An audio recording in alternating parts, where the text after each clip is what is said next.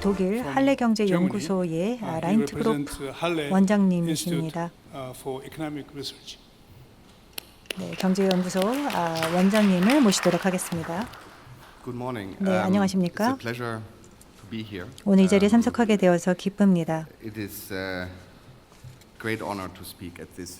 이렇게 매우 흥미로운 행사에서 발언을 하게 되어서 영광입니다. 흥미롭다고 말씀드린 이유는 이제 막 시작된 한반도의 평화 프로세스가 이루어지고 있기 때문이고 또 뿐만 아니라 전 세계적인 맥락을 볼 때 더욱 흥미로울 수 있다고 생각합니다. 특히 한국은 우리 독일과 마찬가지로 이 세계의 중요한 이 전쟁 후의 이 컨센서스, 즉 2차 세계대전 이후의 다자주의 그리고 글로벌화 그리고 진보 민주주의라고 하는 자유민주주의라고 하는 세 개 축을 기반으로 해서 발전하기 때문입니다. 세 가지 축을 감안할 때 이번 행사야말로 우리가 다시 한번 이러한 원칙에 대해서 재조명해 볼 수 있는 좋은 기회가 될 것이라 생각합니다. 또한 본 행사를 주최해 주시고 어제 DMZ 평화 걷기 행사를 마련해 주신 주최 측에 감사드립니다. 많은 것을 배울 수 있었고 또 흥미로운 시간을 가질 수 있었습니다.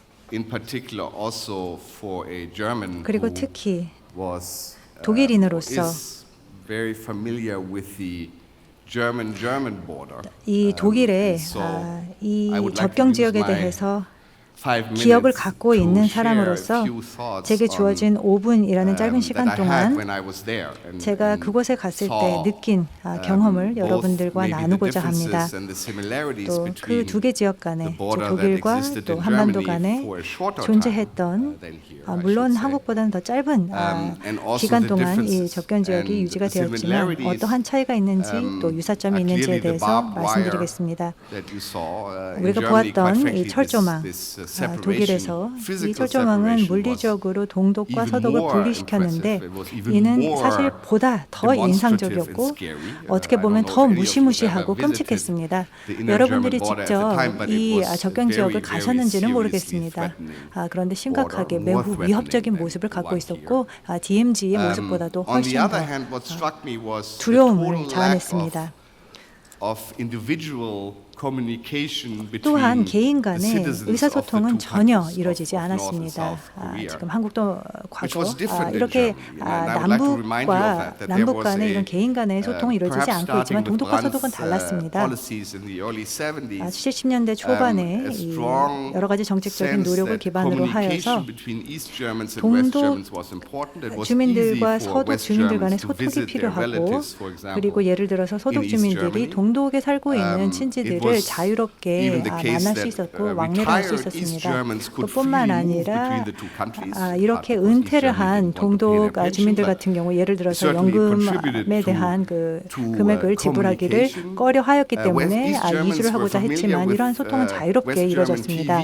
그리고 서독의 TV나 라디오 방송국뿐만 아니라 여러 문화적인 교류가 여러 차원에서 이루어졌습니다. 이것은 분명 한국과 극명한 차이를 보여주고 있는 부분입니다.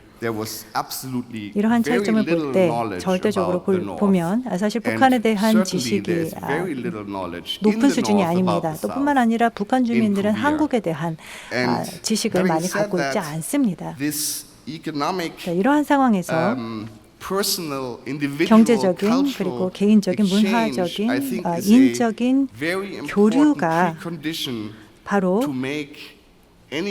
중요한 전제 조건이 될 수 있습니다. 즉, 통일로 향하는 프로세스가 이루어지기 위한 중요한 전제 조건이 되는 겁니다. 독일의 사례를 들어 설명드리겠습니다. 이제 베를린 장벽이 무너진 지 30년이 되었습니다. 그럼에도 불구하고 여전히 상당한 차이가 동독 지역, 서독 지역, 특히 소비나 투자 행태와 관련해 존재하고 있습니다. 뿐만 아니라 여러 가지 경제적인 차원, 사회적인 선호도에서도 차이가 존재합니다. 정치적인 선호도 마찬가지입니다. 예를 들어 우파 성향을 갖고 있는 당에 표를 던지고자 하는 성향까지 다릅니다. 그리고 동독과 서독, 또 뿐만 아니라 동독 주민과 서독 주민 간의 소통이 원활하게 이루어졌음에도 불구하고 차이점이 여전히 있다는 점 잘 기억해야 될 것입니다. 지금 현재 남북 주민들 간에는 현재로서는 어떤 소통도 이루어지지 않고 있기 때문에 그 차이는 더욱 클 것이라 생각합니다. 다음 경제적인 차이입니다. 남북 간의 경제적인 차이가 사실 독일과 더 큽니다. 그래서 동독이 서독 GDP 30% 수준이었지만 아마 북한은 한국 GDP 수준의 10%밖에 미치지 못할 것입니다. 이러한 경제적인 차이가 궁극적으로 통일 프로세스가 제대로 준비되지 않았을 경우, 그리고 특히 개인 간의 또 문화적인 소통이나 교류가 수년 동안 이루어져야만 어느 정도의 수렴이 이루어지고 또한 선호도가 조화를 이룰 수 있는데 이러한 과정이 이루어지지 않고 있습니다. 결론적으로 말씀드리겠습니다. 궁극적으로 분명 현재의 이 평화 프로세스는 시발점이 될 수 있습니다. 그리고 평화, 경제는 제게 있어서 특히 한국에 있어서 계속해서 촉진시켜야 되는 개념입니다. 또 개별적인 소통을 촉진시켜야 할 것입니다. 주민 간의 소통이 있어야 할 것입니다.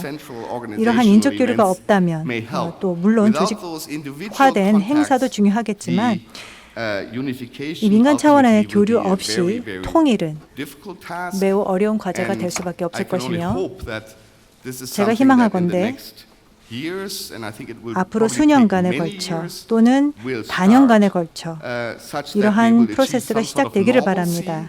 그래서 어느 정도의 정상적인 상태 그리고 어떤 표준화된 그리고 정례적인 민간의 교류가 이루어질 수 있기를 희망합니다. 감사합니다.